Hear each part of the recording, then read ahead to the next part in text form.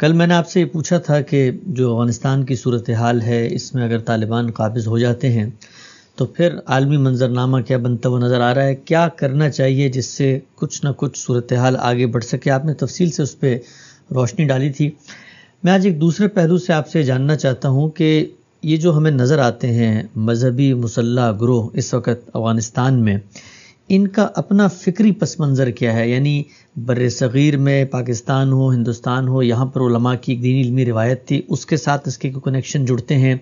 یہ تحریک جو پیدا ہوئی ہے تو اس کی بنیادی جس چیز نے اس کو نشو و نما دی ہے وہ کہاں پائے جاتے ہیں؟ اور عالمی سطح پر یہ جو سیاسی اسلام کی بات کی جاتی ہے، آپ نے اکثر ذکر کیا مولانا سید ابو الاعلی صاحب مودودی کا، ان کے افکار تھے، لیکن یہ تو ایک دوسری جگہ پر کھڑے ہوئے ایک دوسری مذہبی فرقے سے تعلق رکھتے ہیں۔ ان کا پس منظر کیا ہے اور دنیا میں اس وقت یہ مذہبی قوتیں جب سامنے آ رہی ہیں تو یہ کس چیز کی غمازی کرتی ہیں؟ یہ میں اس سے پہلے بھی عرض کر چکا، ہمارے بر صغیر میں جو سب سے بڑی دینی تحریک پیدا ہوئی ہے وہ دیوبند کی تحریک ہے۔ یعنی اگرچہ بہت سی دوسری تحریکوں اور جماعتوں کا بھی غلغلہ رہا، لیکن اگر آپ دیانتداری کے ساتھ تجزیہ کریں تو یہ معلوم ہوتا ہے کہ یہی تحریک ہے جو اپنے طریقہ کار کے لحاظ سے نہایت کامیاب بھی رہی اور اپنی وسعت کے لحاظ سے سب سے زیادہ قابل اعتنا بھی ہے۔ اس کا پس منظر ہندوستان میں جو مسلمانوں کا مذہبی فکر پیدا ہوا ہے اسی میں سمجھنا چاہیے، اور اس کو سمجھنے کے لیے اگر علمی مطالعہ کرنا ہو تو شاہ ولی اللہ کا مطالعہ کرنا چاہیے۔ شاہ ولی اللہ کی شخصیت اس لحاظ سے ایک بڑی جامع شخصیت ہے کہ مسلمانوں کی پوری علمی روایت کا اس میں ظہور ہوا ہے۔ ہماری علمی روایت کے اگر آپ پس منظر کو دیکھیں تو اس میں آپ کو 4 بنیادی چیزیں نظر آئیں گی۔ آپ کہہ سکتے ہیں کہ وہ 4 الگ الگ دھارے ہیں جو جس طریقے سے کہیں چشمے پھوٹتے ہیں تو بہہ نکلتے ہیں۔ ایک تو پہلا دھارا تھا جس کو آپ فقہا کا دھارا کہہ سکتے ہیں، یعنی انہوں نے یہ دیکھا کہ اللہ تعالیٰ نے بھی ایک قانون دیا ہے، مسلمانوں کی ایک ریاست بھی وجود میں آ گئی ہے، معاشرہ بھی اپنی تنظیم کا تقاضا کرتا ہے، تو جیسے ماہرین قانون پیدا ہونے چاہیے تھے بہت اعلیٰ درجے کے ماہرین قانون پیدا ہوئے، اور انہوں نے دونوں کام کیے۔ یعنی احکام سے متعلق دین کا جو کچھ بھی علم انہیں پہنچا اس کو انہوں نے انٹرپریٹ کیا، اس کے اصول قائم کیے، اور اس کے ساتھ مجتہدانہ بصیرت کے ساتھ اپنے زمانے کے حالات کے لحاظ سے قانون سازی بھی کی۔ اس سے مذہب یا شریعت کہہ لیجیے آپ، اس کی تعبیر کی ایک فقہی روایت قائم ہوئی۔ شاہ صاحب اس روایت کے بڑے لوگوں میں سے۔ دوسرے رسالت بآب صلی اللہ علیہ وسلم کے بعد، جس طرح کہ میں کئی مرتبہ عرض کر چکا ہوں کہ دین تو قرآن و سنت میں ہے، اور یہ دونوں مسلمانوں کے اجتماع اور تواتر سے منتقل ہوئے ہیں، لیکن بہت سے لوگوں نے صحابہ کرام میں سے اور صحابہ کرام کے بعد ان سے ملنے والوں نے رسول اللہ کی باتیں لوگوں کو بتائیں۔ یعنی کسی موقع پر کسی سوال کا جواب دیا ہے، کسی نے دیکھا ہے، کوئی بات سنی ہے، کسی خطبے میں حاضر ہوا ہے، تو یہ چیزیں بھی جس طرح تاریخی روایات منتقل ہوتی ہیں منتقل ہوئیں۔ لوگوں نے جب یہ دیکھا کہ اس میں رتب و یابس آ رہے ہیں، اس میں لوگ باتیں گڑھ کے بھی پیش کر رہے ہیں، تو ایک علم پیدا ہوا ہمارے ہاں جس کو حدیث کا علم کہا جاتا ہے۔ اس میں بڑے جلیل القدر محدثین پیدا ہوئے، علماء رجال پیدا ہوئے، اور ان لوگوں نے اپنی طرف سے تحقیق کر کے اس پورے تاریخی مواد کو جو لوگوں کی زبانی روایتوں کی صورت میں تھا چھانا پھٹکا، اس کے اصول بنائے، اور اس کے بعد وہ کتابیں لکھیں جن کو آج بڑی اہمیت دی جاتی ہے، جیسے موطا امام مالک ہے، جیسے بخاری ہے، جیسے مسلم ہے۔ شاہ صاحب اس روایت کے بھی بڑے لوگوں میں سے، یعنی ان کے ہاں یہ روایت بھی بڑی محکم روایت ہے۔ ایسا نہیں ہے کہ وہ ایک فقہی روایت پہ کھڑے ہوئے آدمی ہیں، وہ محدثین کے طریقے پر اس سارے علم کو بھی سمجھتے ہیں۔ اس پر انہوں نے بہت محققانہ چیزیں لکھی بھی ہیں، موطا کی تو 2 شرحیں لکھی ہیں، اور بھی بہت سی چیزیں ان کی۔ اور اس کے بعد علم کلام کی روایت، یہ آپ جانتے ہیں کہ جس وقت یونانی فلسفے کا شیوع ہوا اور ایک خاص طریقے سے چیزوں کو ثابت کرنے، منطقی طریقے سے ثابت کرنے کا رجحان بہت قوی ہو گیا، تو اس کے جواب میں ہمارے ہاں بھی بہت سے لوگ پیدا ہوئے کہ جنہوں نے انہی اصولوں کو اختیار کر کے، اسی منطقی طریقے کو اختیار کر کے مذہب کا اس بات کرنا چاہا۔ ان کو متکلمین کہا جاتا ہے۔ شاہ صاحب کے ہاں یہ روایت بھی بہت غیر معمولی سطح پر پہنچی اور انہوں نے اس کو آگے بڑھایا ہے۔ ان کی کتابوں میں بڑی غیر معمولی چیزیں ملتی ہیں۔ چوتھی چیز صوفیانہ تعبیر ہے۔ یہ معلوم ہے کہ اس کا سب سے بڑا ظہور علمی سطح پر امام غزالی کے ہاں ہوا۔ یعنی یہ بات کہ ایک ما بعد طبیعیات ترتیب پائے، اس کا ربط انسانوں کے ساتھ قائم ہو، اور جو دنیا بھر میں ایک روحانیت کی تعبیر رہی ہے اس کا کوئی رشتہ قائم کیا جائے، یہ ہوا اس کے نتیجے میں۔ اور پھر اس میں بھی بڑے غیر معمولی لوگ پیدا ہوئے ہیں، وہ ہماری روایت ہے، اور شاہ صاحب اس کے بھی بہت بڑے لوگوں میں سے۔ تو یہ چاروں چیزیں جو ہیں، یہ شاہ صاحب کی، شاہ ولی اللہ کی شخصیت میں آپ کہہ سکتے ہیں کہ بالکل آخری درجے میں اور بڑے ہی غیر معمولی اور مؤثر طریقے پر سامنے آئیں۔ تو مسلمانوں کی علمی اور یہ مجتہدانہ سطح پر سامنے آئی، یعنی انہوں نے ان چاروں کا جائزہ لیا ہے، ان پر نقد و تبصرہ کیا ہے، ان میں اپنے رجحانات بیان کیے ہیں اور بہت سے نئے پہلوؤں کی طرف اشارہ کیا۔ تو یہ ہماری علمی روایت کا ایک لحاظ سے کہہ سکتے ہیں جو ہندوستان میں یا بر صغیر میں پیدا ہوئی، اس کا زینت کلمینیشن تھا، یہاں وہ اپنے آخری منتہا تک پہنچ گئی۔ اس کے زیر اثر مسلمانوں میں بہت سے اہل علم پیدا ہوئے اور انہوں نے اس خانوادے سے بھی استفادہ کیا۔ یہ روایت قائم ہو چکی تھی، اس سے ویسے بھی متاثر ہوئے۔ پھر اس کے بعد یہاں مسلمانوں کی سلطنت ختم ہو گئی اور ایک باہر کی طاقت نے آ کے یہاں اپنی حکومت قائم کر لی۔ پہلے مرحلے میں تو یہی ہوا کہ بعض صالحین نے یہ کوشش کی کہ ہم جنگ و جدال کے ذریعے سے ان کو اکھاڑ پھینکیں گے، اس میں کامیابی نہیں ہوئی۔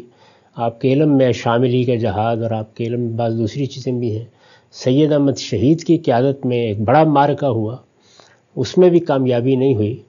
جب یہ سب ناکامیاں ہو گئیں تو پھر دوسرا طریقہ اختیار کیا گیا کہ مسلمانوں کی اس میراث کو بھی حفاظت کے ساتھ آگے بڑھایا جائے، ان کے کلچر اور ان کی تہذیب کو بھی محفوظ رکھنے کی کوشش کی جائے، اور ایسے ادارے بنائے جائیں کہ جن میں وہ لوگ پیدا ہوں جو مسلمانوں کو ایک مرتبہ پھر ان کی اصل کے ساتھ جوڑنے کی جدوجہد کریں۔ بڑا پاکیزہ مقصد تھا، اگر آپ کہہ سکتے ہیں۔ طریقہ کار میں ظاہر ہے کہ اختلاف کیا جا سکتا ہے، ہوا بھی ہے، چنانچہ سر سید نے اختلاف کیا، اس سے اور بھی بہت سے لوگوں نے کیا۔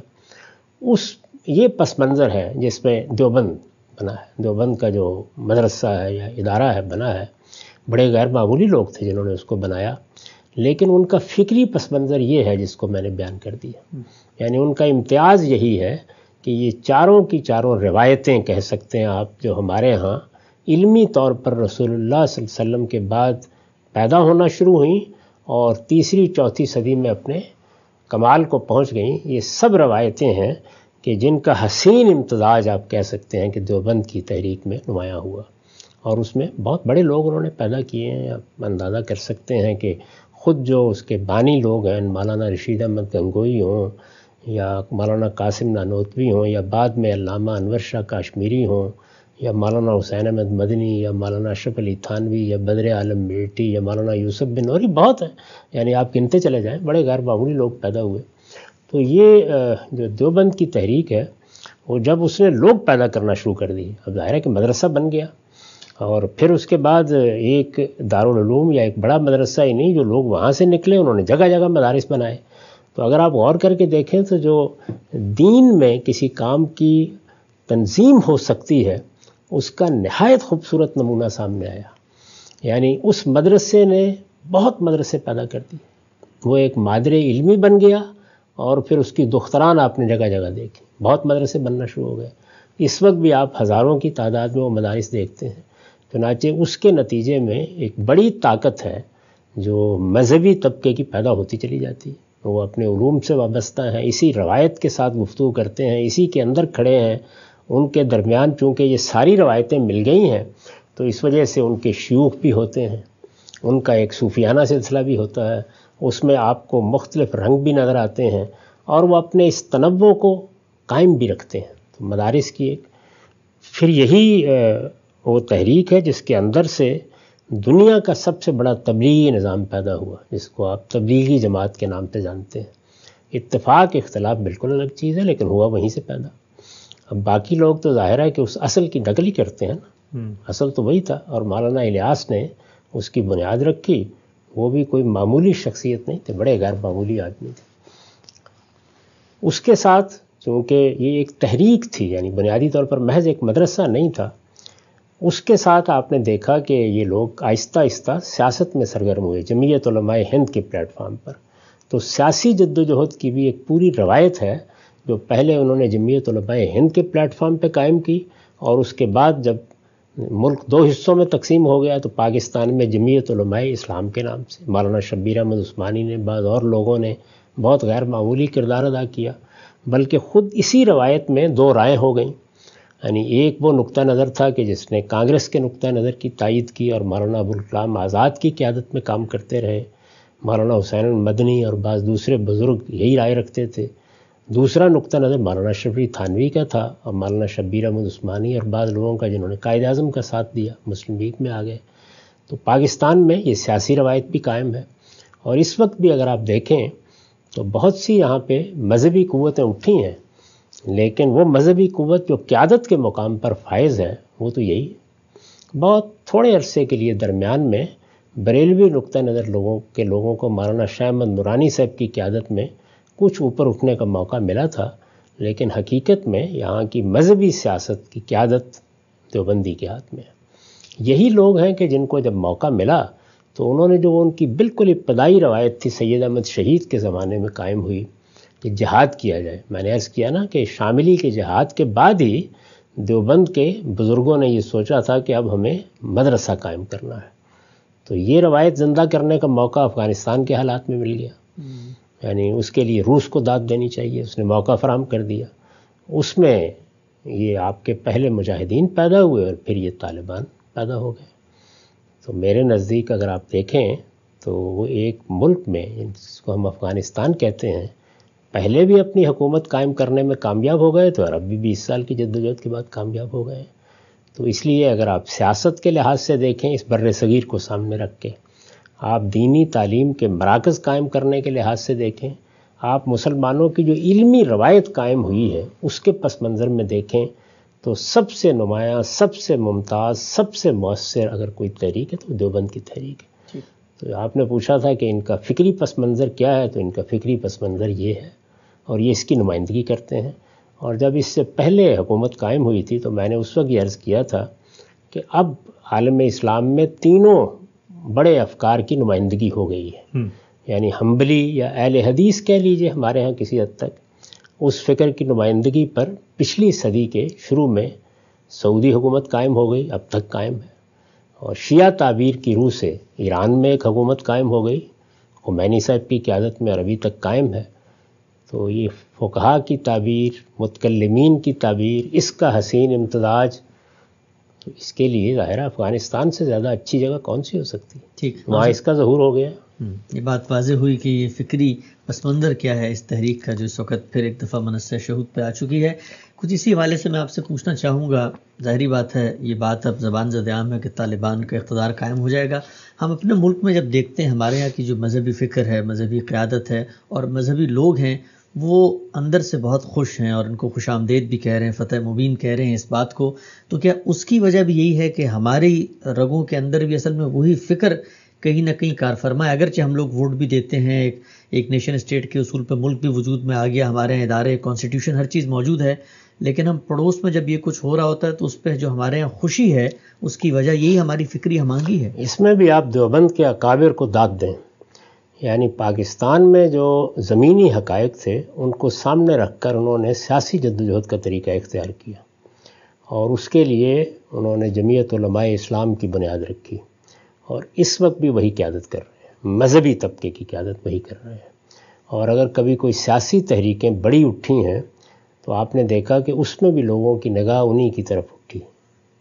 یہ آپ کو معلوم ہے کہ بھٹو صاحب کے خلاف جب مذہب کی بنیاد پر تحریک چلی تو مفتی محمود اس کی سربراہی کر رہے تھے اور ابھی جب پاکستان میں ایک تحریک برپا کرنے کی صحیح کی گئی تو اس کی سربراہی کون کر رہا تھا؟ مولانا فضل الرحمان کر رہے تھے جی. اس کے درمیان میں ہو سکتا ہے کہ آپ نوابزادہ نصر اللہ صاحب کا نام لیں، یہ حقیقت ہے کہ وہ بھی دیوبند ہی کے خوشہ چینوں میں سے تھے. اچھا. فکری لحاظ سے وہ اسی مذہبی فکر سے متعلق تھے. ظاہر ہے کہ اس طرح عالم نہیں تھے، اور لیکن احرار میں کام کرتے رہے. شاہ جی کے ساتھ ان کا تعلق رہا، یعنی سید عطا اللہ شاہ بخاری خود جو احرار ہیں، یعنی وہ بھی اگر آپ دیکھیں تو ان کی قیادت بھی اسی مذہبی فکر کے. تو یہ مذہبی فکر ڈومینیٹ کرتا ہے، اس وقت بھی کر رہا ہے، ہر لحاظ سے اسی کے ہاتھ میں. تو ان کی آپ اس معاملے میں حکمت کی داد دیں کہ انہوں نے جتنے بھی کام کیے ان کو کسی ایک ہی جگہ جمع کرنے کی بجائے وہ اس کے لیے مختلف قیادت پیدا کر دیتے ہیں، اور ایک باہمی ربط اور احترام کے ساتھ اپنے اپنے دائرے میں کام کرتے ہیں. تو پاکستان میں چونکہ نوعیت بالکل لگے، یہ کوئی قبائلی معاشرہ اس طرح نہیں ہے، ایک بہت چھوٹی سی پٹی تھی جس کو اب حصہ بنایا جا رہا ہے، اگرچہ وہاں مسائل رہتے ہیں. باقی بڑے شہر آباد ہو چکے تھے، لوگوں کے اندر بڑی تبدیلیاں اور تغیرات آ چکے تھے. تو یہاں انہوں نے جو طریقہ اختیار کیا، یہاں سیاسی روایت پیدا ہو گئی تھی. سیاسی روایت پیدا ہو گئی تو انہوں نے سیاست کا طریقہ اختیار کر لیا. اور وہاں پہ ایک قبائلی معاشرہ ہے، وہاں کے حالات بالکل الگ ہیں، تو وہاں انہوں نے جہاد اور قتال کا طریقہ اختیار کر لیا کہ بزور بازو حکومت قائم کر دی جائے. تو اس لحاظ سے اگر آپ دیکھیں تو اس سے بڑی کوئی تحریک نہیں. ٹھیک. ہم سے بھی بتائیے گا کہ آپ نے ابھی ذکر کیا جمعیت علماء اسلام کا بہت ہی منظم اور بڑی ہی نمائندہ مذہبی قیادت اس کی موجود ہے.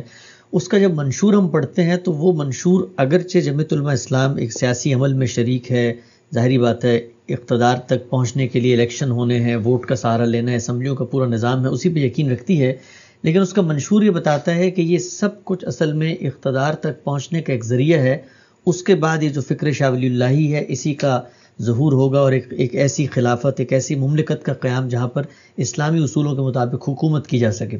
سوال میرا آپ سے یہ ہے کہ پھر وہ جو دینی اصول تھا کہ بھائی مشورے کی بنیاد پر لوگوں کی رائے سے حکومت قائم ہوگی، پھر یہ مذہبی طبقہ اس اصول کو کہاں پر ایڈجسٹ کرتا ہے؟ اب تک تو میں نے آپ کو یہ بتایا ہے کہ یہ تحریک اپنی حکمت کے لحاظ سے، بلکہ اپنی حکمت عملی کے لحاظ سے کس طرح کام کرتی رہی ہے، اس کا فکری پس منظر کیا ہے، یہ زیر بحث نہیں ہے. اس میں کہ مجھے کس چیز سے اتفاق ہے، اختلاف ہے، وہ لوگ جانتے ہیں.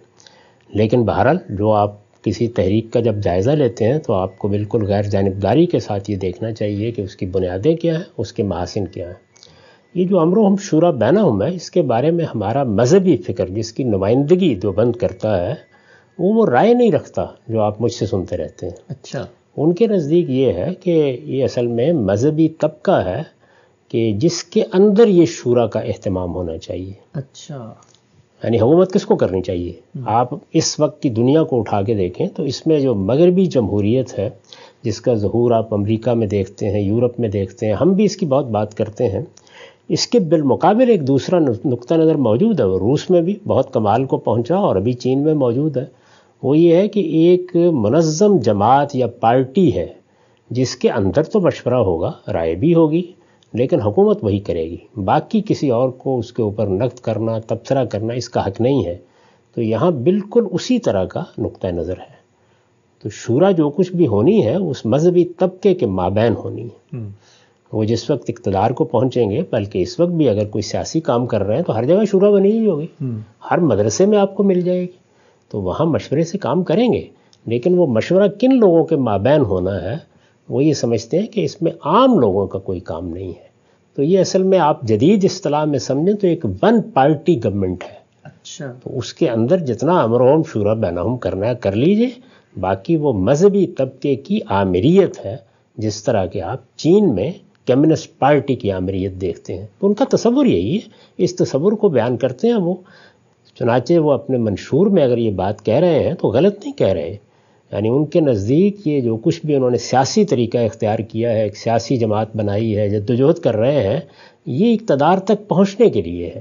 جب اقتدار پر وہ اس طرح پہنچ جائیں گے کہ کوئی مقابل میں قوت نہیں رہے گی تو پھر وہ اپنا جو مثالی نظام ہے اس کو قائم کرنے کی صحیح کریں گے.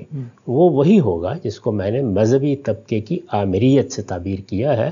لیکن مذہبی طبقہ ہے نا، تو طبقہ آپس میں کیسے فیصلے کرے گا؟ امر و ہم شورا بینہم. ٹھیک، آخری سوال آج کی نشست کا وہ یہ ہے کہ یہ مذہبی فکر کی بنیاد پہ جو ایک ٹرائیکا وجود میں آیا سعودی عرب میں حنبلیوں کا یا اہل تشیعوں کا اور اب یہاں دیوبندیوں کا، جو سب سے پہلے آیا تھا وہ تو خود ریفارم اور ریوائول کی طرف جا رہا ہے، ان میں تبدیلی آ رہی ہے، تو آپ اس کو کیسے دیکھتے ہیں کہ یہ جو عہد کا تغیر ہے، یہ جو منظرنامہ بدلا ہے، یہ جو زمانہ کے اندر ایک تبدیلی آئی ہے، اس میں یہ مذہبی خیالات اور یہ اس طرح کے نقطہ نظر پہ قائم ہونے والی حکومت کیا عملاً چل بھی سکتی؟ کیونکہ جنہوں نے آغاز کیا تو وہ تو خود تبدیل ہو رہے ہیں۔ دیکھیے بات یہ ہے کہ تبدیلیاں بھی آئیں گی، تغیرات بھی آتے ہیں، ابتدا تو یہیں سے ہوگی۔ اب زمانہ کیا سبق سکھاتا ہے اس کو آپ بھی دیکھیے، میں بھی زندہ رہوں دیکھوں گا، وقت بہت کچھ سکھا دیتا ہے۔ اور میرا خیال یہ ہے کہ اس وقت جو طالبان آئیں گے وہ پہلے جو طالبان آئے سے اس سے مختلف ہوں گے۔ کتنے مختلف ہوں گے یہ چند مہینوں میں ظہور پذیر ہو جائے گا۔ یہ تبدیلیاں آتی ہیں لیکن کوئی بنیادی تبدیلی ابھی تک میں نے نہیں دیکھا کہ ان کے فکر میں آ گئی ہے۔ یہ اطلاقی تبدیلیاں ہیں، یعنی فلاں چیز کے معاملے میں اگر پہلے کوئی زیادہ سختی تھی اب نہیں کریں گے۔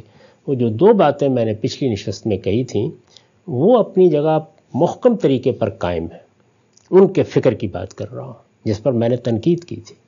ایک یہ کہ امرہم شورا بینہم کا تعلق کسی طبقے سے نہیں ہے، اس میں امرہم شورا بینہم ہے، یعنی سب مسلمانوں کو برابر کی حیثیت میں اللہ تعالیٰ نے یہ کہا ہے کہ ان کی رائے اور مشورے سے حکومت قائم ہونی چاہیے۔